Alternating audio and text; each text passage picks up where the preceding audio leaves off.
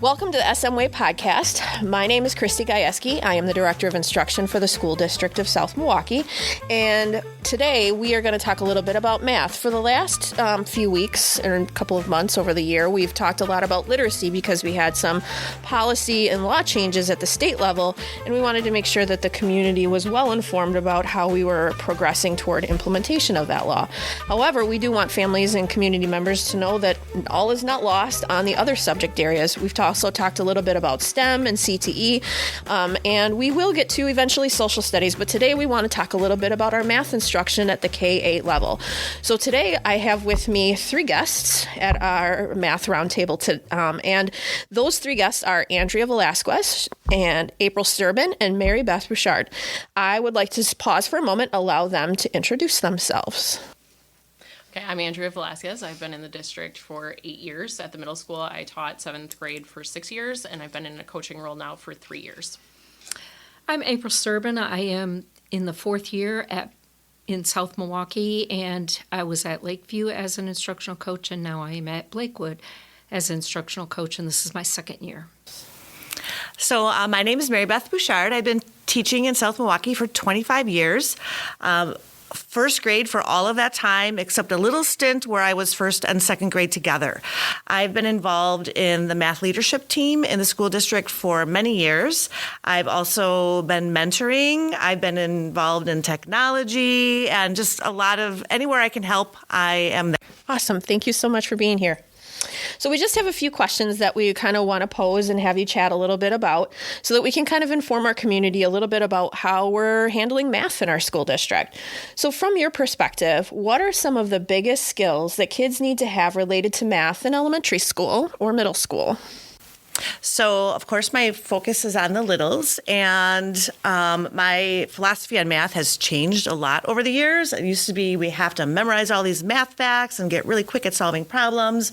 Now I'm focused more on teaching kids to think flexibly about manipulating numbers. So, for example, instead of just memorizing 7 plus 5, I want them to break apart that 5 into a 3 and a 2 and then get to the 10. So we do a lot of work with composing and decomposing numbers. I also want them to understand the basic operations, addition and subtraction at our age, but we also do things like 3 plus 3 plus 3 plus 3, and that's the foundation for multiplication. And we do a little bit with fractions and a lot of time solving story problems and working on place value. Well, math has changed as we've gone along, and right now we have to think a little bit broader than just adding and subtracting and counting. We have to think about our students and children are going to be having jobs that we don't even know exist. So we have to prepare them, and through the math we can hit the problem solving, collaboration, and communication, and embed that with our math, because it's going to be more than just can I add or subtract, or can I read, the number line or the clock. I want to be able to know that I can do more and understand math in a deeper level. In middle school, in addition to those skills of communication, collaboration, and problem solving, the students really need to come in with a basic understanding of fractions in order to be able to access our priority standards. So in middle school, we learn about rates and proportional relationships, which directly ties to better buy of items at the grocery store, increasing and decreasing ingredients in a recipe, sales price, tax, tip, and so many other real-world applications. Students who come to middle school with those skills have a higher likelihood of finding success in middle school. And then another thing is multiplication fluency. It's not just about plugging numbers into an algorithm, but having flexible strategies that can work across all number systems. So for example, students who excel at multiplying whole number multiplication sometimes then struggle when it comes to multiplying with fractions or decimals. So we want them to have lots of strategies as the math becomes more rigorous. Explain what a typical day or what your class might look like. What kinds of things do kids learn and do, related to the skills and content with math? Well, every math class starts with a warm-up. So it might be counting on the number line back and forth, or it might be looking at some dot cubes, and we call it subitizing, where they look at a number and they need to learn how to either group small portions of it together to figure out what that number is, but we really want them to stop counting the dots. It might be something like that. We could be looking at a calendar, we could be looking at money, some little warm up. Then we have kind of like a mini lesson where we talk about our new learning for the day. We work together on how we're going to solve or do whatever it is we're doing. And then the kids work on their own with me kind of walking around. And then at the end, we'll come back and talk about how we did at the new skill that we're learning. At the elementary level, it's really important for our students to be able to have manipulatives because they understand a whole lot more when they see it, they touch it, they feel it, they can maneuver it. Then we can go into, teaching them representation and then abstract. And sometimes we, as adults, we want to get into the abstract, but students need time to be able to explore and to really think through things and understand. And it's amazing when you start listening or watching students, how they think through problems. The other day I had a student that I said, put these in groups of 10 and tell me how many you have. And she put she counted out 5 and then 5 more, grouped them together and pushed them aside, and then 5 more, 5 more. It was just very interesting. Other students would go 1, 2, 3, 4, 5, 6, 7, 8, 9, 10, push it aside. So just seeing how they think and being able to look at their strengths and work with them in that regard, because they have so much to offer. I learned so much from students, listening to them, understanding where they're coming from. It's just fun. Math is my passion, and so just seeing what students can give me and the learning, I just get so excited about. Yeah, and then in middle school, when students have these wonderful ideas, we want to make sure that they're making connections to each other's ideas and being able to share their different representations. So April mentioned like the number line. In middle school, we get to double number lines and ratio tables and graphs, and we want them to be able to compare all those things because we're going to start getting into some algebra skills where they can relate all of that then into an equation. So being able to have really deep discussions with each other to talk about the different ways that their problem solving is going to help them move through those progressions. Another thing that we're utilizing at the middle school is using ST Math Time. So ST Math is a program that the kids can use on their computer to help reinforce the skills that they're learning in class, but it also can address some of the skill gaps that they come to middle school with. So the teachers really are utilizing ST Math Time as a way to hone in on what skills individual students need to be working on, and then pulling small groups to be able to work on moving them forward in those progressions of skills. When we've talked about literacy, we've always kind of grounded our conversation in the standards, and we talk a lot about the standards with our staff. And interestingly, there's always been this in the last, decade when we switched to Common Core, people thought new math, Common Core math, and that really was kind of a myth. But can you talk a little bit about the standards and how you use the standards to guide instruction, what to develop criteria so kids know they're successful? What kinds of things do you do? And if I was a parent visiting the classroom, what might I see? Okay, so any math lesson will have probably several standards attached to it, but I tried to get the students to focus on 1 or 2 of them, and I put them in student-friendly language. So, for example, we're in a geometry unit, so I will say to them, we are learning to compose and decompose shapes, and then they'll repeat it to me, and then we'll talk about what do these words mean. And then as the lesson is going on, I might see kids getting off track, maybe just playing with the shape. So I'm like, okay, everybody, let's stop. Let's talk again about what are we doing here. And then, as I mentioned before, when we come back to the end of our lesson and we're looking at our work, I want to see are we successful? Did we do this? And as I'm planning my lesson, I'm taking into consideration the standards and how I can help the kids get to mastery of that standard in that lesson, or maybe not till the end of the year. It kind of depends. One of the things I want to clarify is that standards are just the set of skills that is expected for students to learn each year. And it's a scaffold. So by the time they graduate from high school, they have reached mastery of all the skills. So sometimes the Common Core kind of hit it wrong in people's minds. And also new math is, I hear that come up as new math. It's not really new math because 2 plus 2 always is going to equal 4. It's a matter of the new math more of like, we want to look at it as more of a deeper understanding of the math. It's not you do it because I told you these are the skills, but I want you to know why and how to be flexible with numbers and all the deeper understandings rather than just, I did it because the teacher told me to do it this way. There's more than one way to get to an answer. And students just have incredible thinking when they start thinking outside the box and they have fun with numbers and different things. Just math can be a lot of fun. In addition to the Common Core standards, where we're using that to create learning goals for students and help them progress to that mastery, like April talked about, we also have the standards for mathematical practice, and that can be used across any content in math, where it's really more about that problem-solving piece, where students have to make sense of the problem, reason abstractly, create arguments and critique the reasoning of others, model, use appropriate tools, attend to precision, look for structure, and come up with patterns that they're seeing in the math. And ST Math, that like we talked about before, it hits all of those things because the students have to figure out how to solve the problem, and they have to come up with tools to solve, and it's a great way to help them build those skills. So sometimes we hear students say, well, when am I ever going to use this in life? Well, maybe you won't do that specific equation in your life, but it's going to help you be a problem solver. So what advice would you give to families that might be concerned about their math skills and the need for improvement?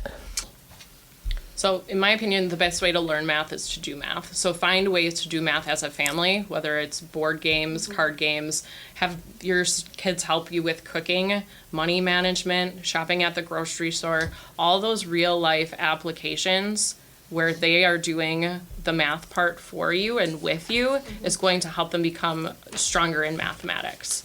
And then when it comes to the homework piece, feel like teachers are there to answer questions. Like, reach out to the teachers. We want the questions. Have the kids circle the problems that they're confused on, bring it back the next day so it can be a really rich discussion as a group. Well, please, please, please play board games with your kids. Play Monopoly, play anything with dice, anything where they're counting on a board. That counting is so important. If it's a rainy afternoon and you're looking for something to do, pull out a jar of dried beans and have them count.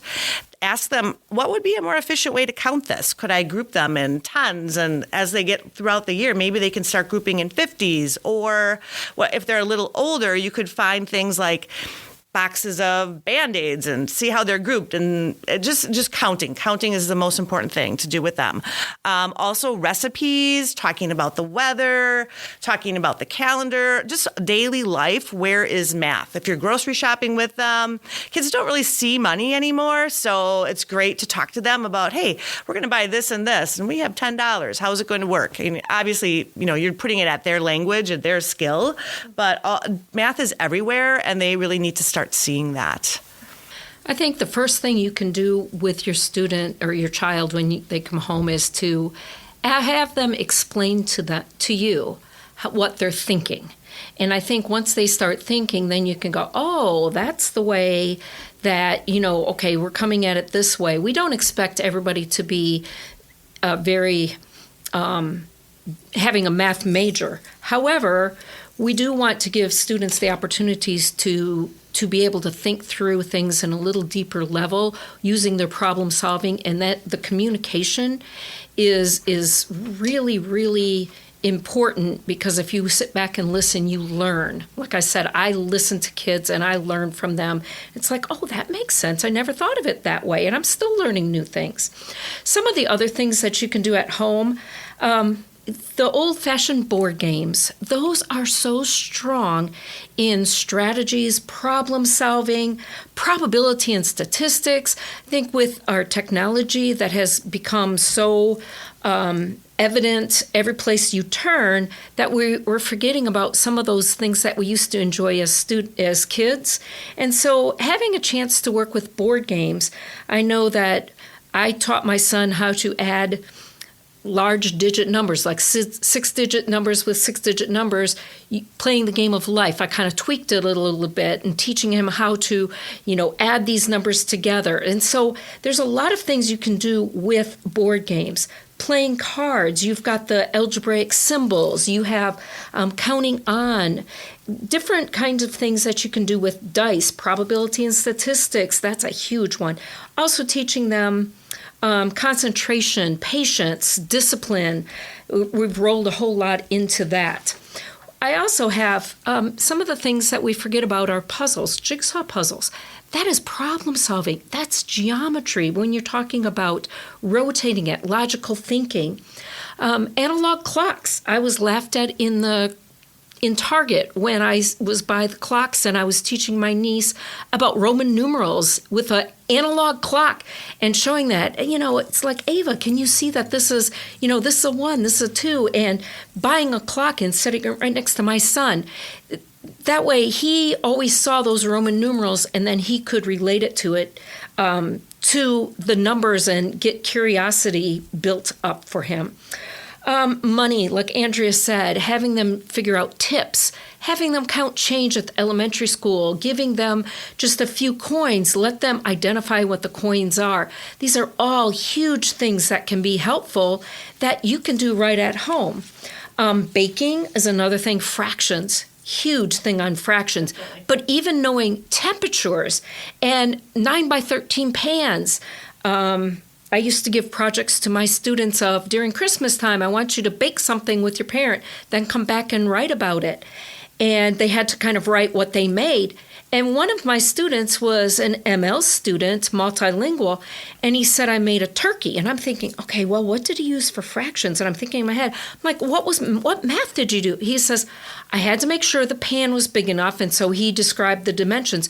But then he went on to talk about the temperature and making sure he had the right amount of stuffing to put in the turkey. So it was just really neat, the broader perspective he brought to me. Measurement, when you're hanging pictures, when you're looking at different things, when you are painting, shopping, even looking at coupons, percentages off, all those kind of things that we just kind of forget. They're all math. We can do those simple things in life every day, bring math in, and before you know it, our students and children are going, wow, I do like math, because math can be a lot of Yeah, for sure. Yeah, and I think, there are so many real life things that we just naturally do that do involve math, like you guys both shared. And I think also, I know if the panicky homework thing is a thing that people, Andrea, like you said, you reach out to the child's teacher. Sometimes our teachers will even put recordings up on Google Classroom, or, will record quickly how to solve the problem if they're really stuck. I know I have crowdsourced my educator friends on Facebook and said, my child has this problem. I do not know how to solve this, and I have not been able to find the right Google video on YouTube to help me solve this with my child. So, there is kind of some crowdsourcing you can do in other fun ways too. And also that also teaches your child, I'm stuck. What are my resources? Who do I go to, right? To try to also build some independence. So there's a lot of fun ways that I think that we can continue to help support and build math skills at home. And then kind of the last thing too is that, as we've talked about in other podcasts, we really are trying to make learning not just about being bucketed into one category, like you only learn science in science and you only learn math in math. And so I think most of the community knows that as the referendum passed, we have been able to expand our STEM program. And STEM, again, stands for science, technology, engineering, and math. And really that class is designed to help bring all of some of these concepts together so kids learn, this is why math is important. This is why science is important. And I get to be creative in building things in these classes. And so we were able to add 3 new teachers at the elementary level and an additional teacher at the middle school level to really kind of expand this and help kids think more like school isn't just for learning reading and math separately. So what kinds of things have you seen so far? I know it's only been a little while since we've had the program in place at elementary and that we've expanded at the middle school. What kinds of things have you seen that are, maybe helping to kids to make connections, or are you hoping for in the future to see more connections? I know in middle school, they have been doing a lot of coding programs, which directly relates back to some math skills. And in the past, they've done some scale models, and they've used laser printers and some other tools. And so I'm excited to see what else they're going to come up with this year. I've been in the elementary school watching the students do the coding and then having them record how they do these things. And it's okay, of course, my math brain is going, okay, what are they doing that's math-wise? But just the coding and getting this object to go from here to here. How many times do they turn? How often do they turn? Do they rotate? Is it right, left? And then it's just the repeat and the patterns, and it's just amazing how much it's embedded in, and the students are just loving it, asking me to go back and listen to the recording and watching what they're doing and showing me what they are doing in there, making the beeping sounds or whatever it is that they're doing, or the light turn on, and it's fun for them to have that added bonus of the STEM lab. Definitely. And I think it'll just increase as the more and more, we kind of started with shifting some of our, family engagement night to a STEAM program, which just adds the arts into that, because there is definitely art when you get into engineering and graphic design and things like that. You have to use math, but you also have to be creative in some of those spaces for people. And so that was really our launch into trying to engage kids more in some of those subject areas. And now we've actually got the program starting to be embedded in all 5-6 of our schools, because once they go from middle school STEM, they get to actually go into specific courses in high school, like engineering and graphic design and, all those areas, plus their same math, science, English, ELA classes, all that stuff. So I think we really do have an opportunity to continue to build on our math in a creative way that is not just, being bucketed and siloed as we may have experienced. Well, thank you, ladies, for joining me today. Is there any last final words of wisdom that you would like to leave with our audience? I think one of the biggest transitions that we're making right now in mathematics is that, when we were in school, it was about getting to a correct answer, and that's not what math is. Math is all about that problem-solving process, and when something doesn't work, let's try a different strategy and go back to it. And the kids getting that growth mindset and knowing that they can do and be successful at math. Thank you so much.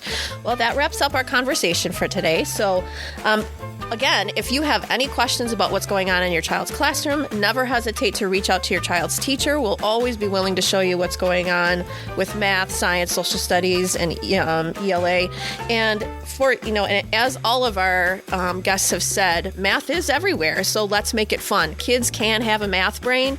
We don't want kids to develop this idea that by the time they get to middle school, they're not good at math. We can all be good at math. It just might be in different ways. And that's part of the reason that we're exploring things like STEM and in our schools as well. So thank you again, and please reach out if you have any questions.